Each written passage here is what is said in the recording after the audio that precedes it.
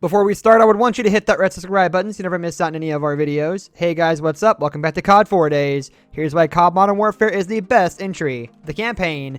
The country of Uzbekistan is make-believe, and while the regional politics certainly resemble the conflicts we find ourselves embroiled in that part of the world, the game is using fictional heroes, villains, and events, and that's perfectly fine.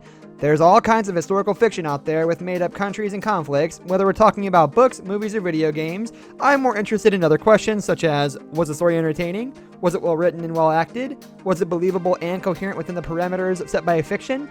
Did it make me feel things? Did it speak to the larger issues of war in the modern age? I've played every single Call of Duty campaign since Call of Duty Modern Warfare, and a couple of the pre-Modern Warfare campaigns as well, and I've enjoyed some more than others. Some of my favorites include COD 4, Modern Warfare, Modern Warfare 2, Black Ops and Black Ops 2, World at War, World War II, and Advanced Warfare. Where the Modern Warfare campaign sits in the rankings of all those games is hard to say, but it's some of the most fun I've had since the Modern Warfare trilogy, and I'd probably put it right above Black Ops 2, which I enjoyed immensely. Story and missions.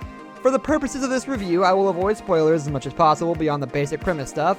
You should play the campaign yourself to experience its various twists and turns. Captain Price, this time played by the very talented Barry Sloan, returns in the original, though he takes a far greater role in this game than in COD 4. There are some other familiar faces as well, though Price looms largest. Most of the other characters are new. A talented cast paired with impressive writing and almost lifelike facial graphics and animation makes every cutscene enjoyable.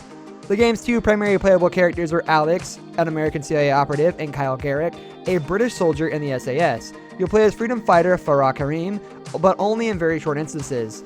Like the previous Modern Warfare games and first two Black Ops games, the story takes place in modern times. This isn't historical or futuristic. Most of the story takes place in fictional Uzbekistan, though some of it takes place elsewhere, including the UK. The story pits three factions against one another. There's the united UK/US forces who team up with Farah's freedom fighters, the brutal Russian occupiers of Uzbekistan, led by Roman Barkov, and the terrorist group Al-Qatala, led by Omar the Wolf Suleiman.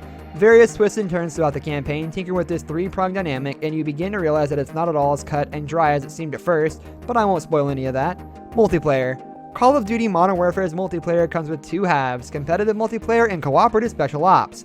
Progression carries over between these two modes, and bits of story also cross over between the campaign and special ops, while multiplayer maps are clearly often inspired by levels in the campaign. There has been much ado over in Modern Warfare's map design, which is quite different from recent Call of Duty games, largely, though not entirely, abandoning the three-lane map structure of the past maps in favor of more open-ended maps. Many of these maps are littered with camping missions. This, combined with a brutally fast TTK, can lead to a more cautious playstyle, which some people feel is more tactical and others hate. I love it, quite frankly. It took me a little while to get used to the new maps and playstyle, but I really enjoy them now, including ones I didn't like as much at first as Piccadilly, an urban map set in London replete with large buses, city streets, and cramped indoor areas. Other maps include more traditional three-lane-ish fare like Gunrunner or Hackney Yard. Still, others are sprawling, such as Ania Palace, which almost feels too big for its own good. Running and gunning may not work as well as it used to, but just because Modern Warfare is a bit slower and more tactical hardly means it's slow or boring. Yep, you might get killed by campers more often, but that just means you have to adjust your playstyle a bit.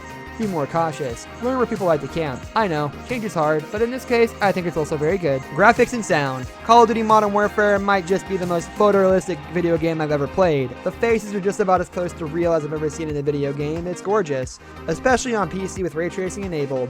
I played on PS4 and PC, and while both are incredible looking, there's no doubt that PC is the winner.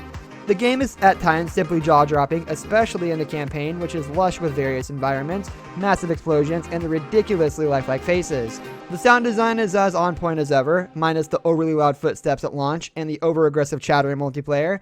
These have been toned down, thankfully. The excellent weapon sound design is one reason why this franchise's gunplay is so good. Like the graphics, the sound design has improved over the years, and it just makes the shooting that much tighter and more intense.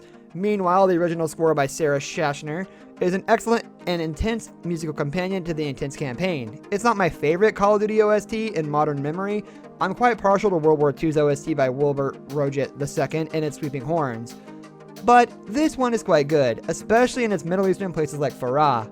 The place looks and sounds incredible. It's almost a shame so many ugly things happen in the campaign. Such beauty just opposed with such ugliness. Verdict.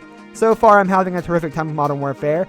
A return to modern setting is exactly the game I've wanted for years now, and I'm thrilled that Infinity Ward has found its groove again after some fumbles. While I enjoy both Ghost and Infinite Warfare, I didn't love either game. Infinite Warfare had a pretty good campaign, but I was much less impressed with the futuristic gameplay and multiplayer. Modern Warfare gets the series back to its roots with plenty of nods to the 2007 original, but it also does enough to keep the game fresh and exciting, and it looks simply stunning on both console and PC.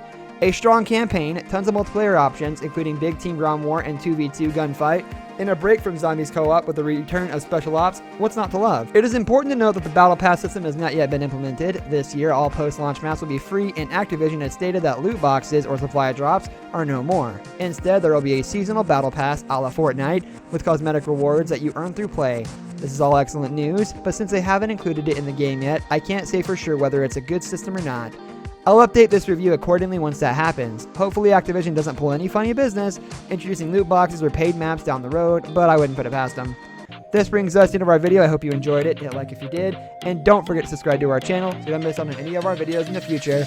Also watch the 2 videos that are on your screen because I'm sure you'll love them. With that, I'll see you in the next video.